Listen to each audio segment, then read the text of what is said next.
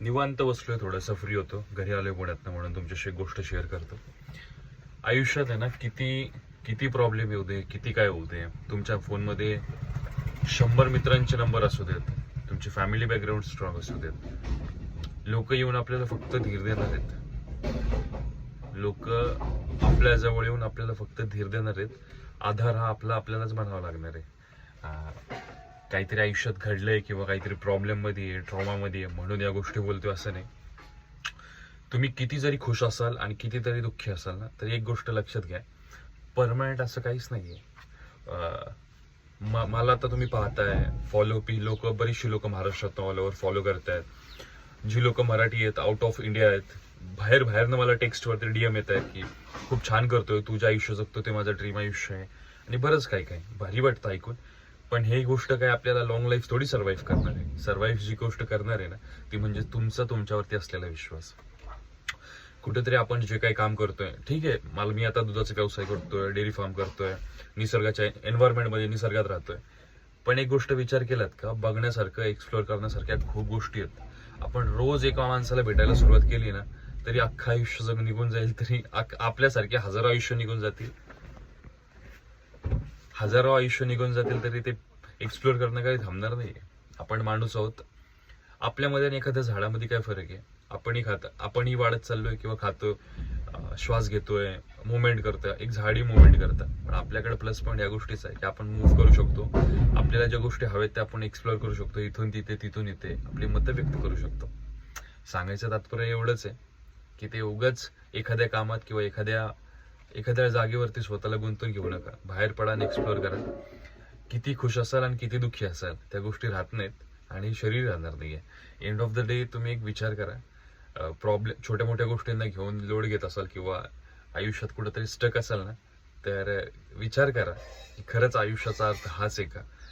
आपल्याकडे प्रत्येक माणसाच्या प्रश्नाची उत्तरं ज्याच्याकडे आहेत. फक्त आपल्याला स्वतःसोबत बसून या गोष्टीचा विचार करायला वेळ नाहीये. वेळ आहे, पण तो फोनवरती इकडे तिकडे जाण्यात आपल्याला घालवायचा आहे. एकदा शांत मनाने विचार करा. फक्त आपल्याला बोर व्हायला, आपल्याला ना, म्हणजे एक्साइटेड राहायचं आहे. ते पण कसं, आर्टिफिशियल एक्साइटेड राहायचं आहे. आर्टिफिशियल स्माइल करायची, म्हणजे घडवून आणलेली स्माइल करायची. आपल्याला स्वतःची कंपनी एन्जॉय नाही करायचं. सगळ्यात मोठा प्रॉब्लेम म्हणजे हा आहे की आपल्याला बोर व्हायचंच नाहीये. मित्रांनो, आयुष्यात जो माणूस स्वतःसोबत राहतो, जो बोर व्हायला शिकतो, बोर झालेली कंपनी एन्जॉय करायला शिकतो ना, तोच आयुष्यात त्या गोष्टी अचीव करतो ज्या हव्यात. आपल्याला जरा 5 मिनिटं काही मिळालं की फोन हातात घ्यायचा आणि स्क्रोल करायचं. अक्षरशः फोननी अख्ख्या पिढीची वाट लावून टाकली. माझ्या आत्ता ना 60-65 वर्षाचे, ऍक्च्युली माझ्या वयाच्या मुलांशी पटतच नाही. माझ्यापेक्षा मोठी लोक माझे मित्र आहेत किंवा माझ्यापेक्षा छोटी लोक माझे मित्र आहेत. मी जे बोलतो ते त्यांना माझ्या वयाच्या मुलांना ते पटतच नाही, ते बोर होतात. आणि ज्यांना बोर होतं ते तर मी थांबत नाही, मी त्यांच्याशी बोलतही नाही. तर ती लोक जी मोठी आहेत ती एक गोष्ट सांगतात की आमच्या काळामध्ये फोन किंवा टेक्नॉलॉजी ह्या गोष्टी कमी होत्या, पण आमच्यामध्ये एकी होती, किंवा आम्ही ज्या गोष्टी वाटायच्या त्या आम्ही प्रॅक्टिकली जाऊन करायचो. आज 4 मित्र एकत्र येतात पण फोन घेऊन बसतात. भेटायला, एक दुसऱ्याला गेट टुगेदर करायला आलेले असतात. 5 मिनिटानंतर त्यांच्याकडे काय बोलायचं हा शब्दच नसतो. मलाही गोष्टी आवडतात. आणि आज निवांत होतो, म्हटलं 2 शब्द तुमच्याशी बोलावं म्हणून. हा प्रयत्न करा की स्वतःला ओळखायचा, मी कोण आहे आणि माझं आयुष्य कशासाठी मिळाले. सकाळी उठल्यापासून संध्याकाळपर्यंत जी धावपळ करतो ना, ती फक्त 2 टायमाच्या वेळेवरची नसली पाहिजे. माणूस कोण आहोत, हा जन्म काय मिळालाय. मला हा बऱ्याच वर्षापासून, म्हणजे ना, कळायला लागल्यापासून हा प्रश्न पडतो की मला जन्म का मिळाला आहे, किंवा माझं अस्तित्व काय. मी म्हणजे हे शरीर आहे का? मी म्हणजे विशाल आहे का, जे मला घरच्यांनी नाव दिलं? मी म्हणजे कोण आहे? आणि आपण या पृथ्वीवरती जन्माला आलो आहे. आणि बऱ्याच काही गोष्टी अशा येतात. विचार करा, आपल्या पाठीमागं ऑलमोस्ट कितीतरी हजारो पिढ्या येऊन गेल्या असतील. कोणी लक्षात नाही ठेवलं त्यांना. हजारो पिढ्या येऊन गेल्यात. आपण नवीन नवीन टेक्नॉलॉजी पाहिलेत, आपण सगळं पाहिले. ऑलमोस्ट 2000 मध्ये जन्मला, 1900, म्हणजे 1900 ते 2000च्या रेंजमध्ये जे जन्माला आलेत ना, त्यांनी ऑलमोस्ट इनोव्हेशन सगळं पाहिलंय. याच्यापेक्षा किती भारी होणार आहे, आय डोंट नो.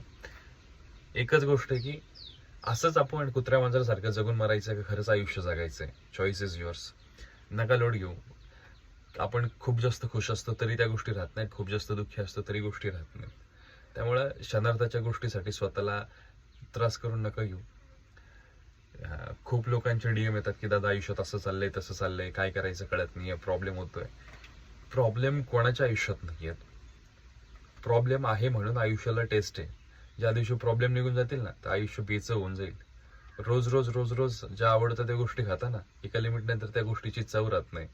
त्यामुळे ना कधीतरी आयुष्याचं वर खाली फ्लक्च्युएट होत आहे ना, ते तुमच्या आयुष्यात टेस्ट मेंटेन करण्याकरता होतंय. माझ्या आयुष्यात आहे ना, मी सांगेल तेवढ्या गोष्टींचा राडा चाललोय, पण मन आपलं स्थिर आहे. परिस्थिती जेवढी बिकट आहे ना, तेवढं तुम्ही तिकट व्हायला शिका. आता हे थोडासा डायलॉग झाला, पण जेन्युअनली गोष्टी आहेत, मी फेस करतोय. पुण्यात आणि म्हणजे आळंदी टू पुणे आणि पुण्यात पण डिलिव्हर करतो मिल्क. बऱ्याचशा गोष्टी असतात दिवसभरात, खूप जास्त पळतो. ऑलमोस्ट रोजचं 100 किलोमीटर माझं ट्रॅव्हल होतं. सकाळी 2 तास गोठ्यात, संध्याकाळी 2 तास गोठ्यात, जिममध्ये 1 तास, 5 तास वर्कआउट करतो. बॉडी शेवटच्या कणापर्यंत तोडतो आणि ते तोडल्यानंतर जे सॅटिस्फॅक्शन मिळतं ना, ती वेगळी गोष्ट आहे. हा प्रत्येकासाठी हे नाही आहे, पण सांगायचा उद्देश हाच आहे.